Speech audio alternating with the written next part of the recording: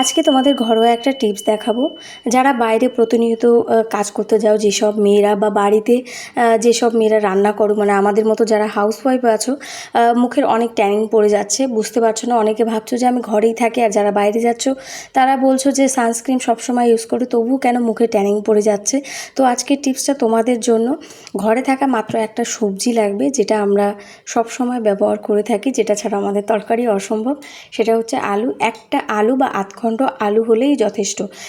আধখণ্ড আলুকে তোমরা ভালো করে কুচিয়ে নেবে, যেটা আমরা আমকুচুরি বলি, সেটাতে ভালো করে কুচিয়ে নিয়ে তার একটা বাটিতে রস বের করে দেবে। আলুটা ফেলে দেবে না, আলু কুচানোটা সাইডে রেখে দেবে আর একটা বাটিতে।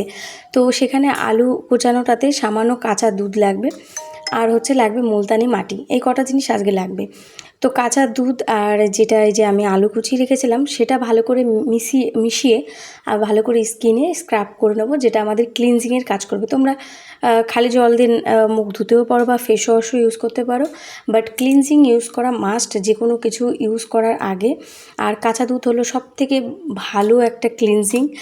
সেটা কাঁচা দুধ, আর যদি আলু সেটা নাও তাহলে তো আরও ভালো মুখের পক্ষে। তো আমি এটা ভালো করে পুরো মুখে স্ক্রাবিং করে নিচ্ছি।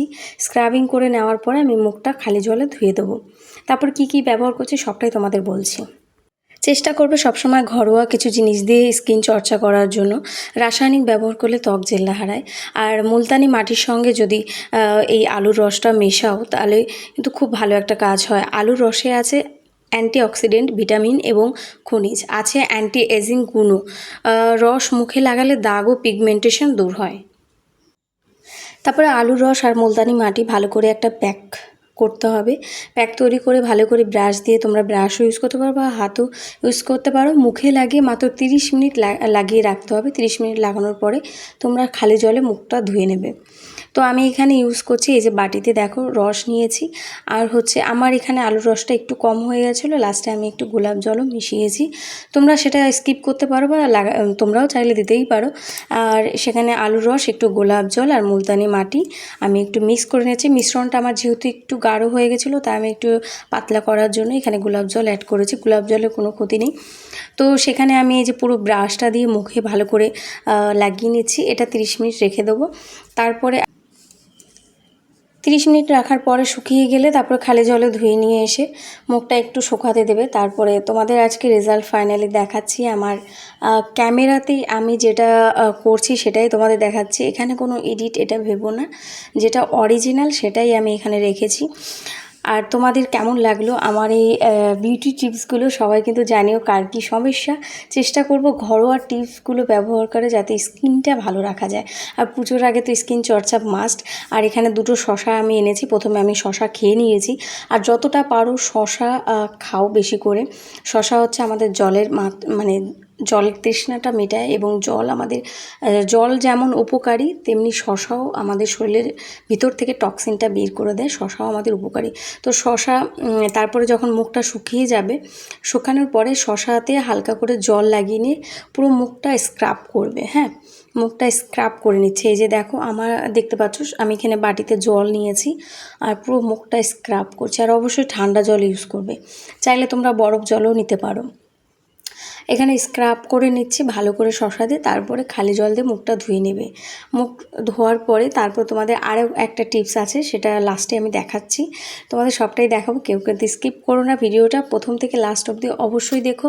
আর এরকম বিউটি টিপস পেতে অবশ্যই কমেন্ট তো করবেই, আর আমাকে ফলো করো। আর সবাই কিন্তু সুন্দর সুন্দর এক একটা কমেন্ট করে যে বন্ধুরা। তো এখানে আমার পুরো স্ক্রাবিং হয়ে গেছে। এখন হচ্ছে আমি পুরো মুখটা এখন ধুয়ে নেব, তোমাদের সামনেই দেখাচ্ছি।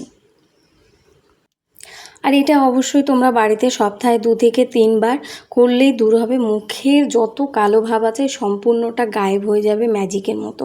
সত্যি বলছি, করে দেখো ট্রাই, তারপরে আমাকে জানিও রেজাল্টটা।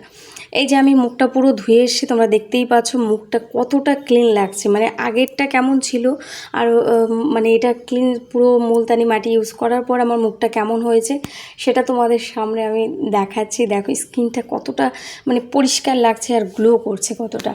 স্কিনের চর্চা অবশ্যই বাড়িতে করো, স্কিনকে ভালোবাসো, নিজের ত্বককে ভালোবাসো। আর চেহারা আজকাল মানুষ বলে যে মন সুন্দর হলেই সব সুন্দর, একদমই না, ভুল কথা। চেহারা সুন্দর হলেই মানুষ তোমাকে পাত্তা দেবে, চেহারা যদি সুন্দর না হয় কেউ পাত্তা দেবে না, এটাই হলো বাস্তব, এটাই সত্যি। তো এই যে আমার স্কিনটা এই যে দেখতে পাচ্ছ, আমারও সময় হয়ে ওঠে না। আমিও ভীষণ মানে আগে কুড়ে টাইপের ছিলাম, স্কিনের একদম যত্ন করতাম না, বাট এখন স্কিনকে ভালোবাসার পর থেকে মানে একদিন স্কিন চর্চা না করলে আমার নিজের ভাল লাগে না। তো যাই হোক, তারপরে একটা ময়শ্চারাইজার প্রথমে আমি টোনারে আজকে লাগাইনি, যেহেতু গোলাপ জল দিয়ে আমি ফেস প্যাক লাগিয়েছিলাম। তো এখানে আমি হচ্ছে একটা কি বলছে ময়শ্চারাইজার লাগিয়ে স্কিনটা ভালো করে একটু ম্যাসাজ করে নিচ্ছি। তারপরে আমি একটা নিচ্ছি কাস্টার অয়েল। এটা কিন্তু আমাদের স্কিন, হেয়ার সব কিছুর জন্য বেস্ট। এটা কিন্তু অবশ্যই ঘরে রাখবে, খুব বেশি দাম না, এই তোমার 70 কি 80 টাকা এরকম সামথিং। তো কাস্টার অয়েলের সামান্য মানে লাগিয়ে নিচ্ছি স্কিনে ময়শ্চারাইজার লাগানোর পর। আর তোমরা চাইলে ভিটামিন সিও লাগাতে পারো, এটা যখন মানে ইউজ করবে বেস্ট রেজাল্ট পাবে। আমি যেখানে ময়শ্চারাইজার লাগানোর পরে এখানে কাস্টার অয়েল লাগিয়ে নিচ্ছি। আর দেখতে পাচ্ছ স্কিনের গ্লোটা কত মানে সুন্দর এসছে।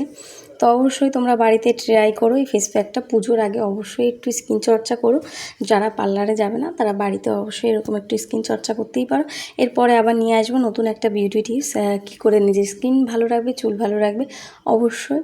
তো সবাই কিন্তু লাইক, কমেন্ট, শেয়ার করে দিও, আর সবাই পাশে থেকে বেল আইকনটা অন করে রেখো। টাটা।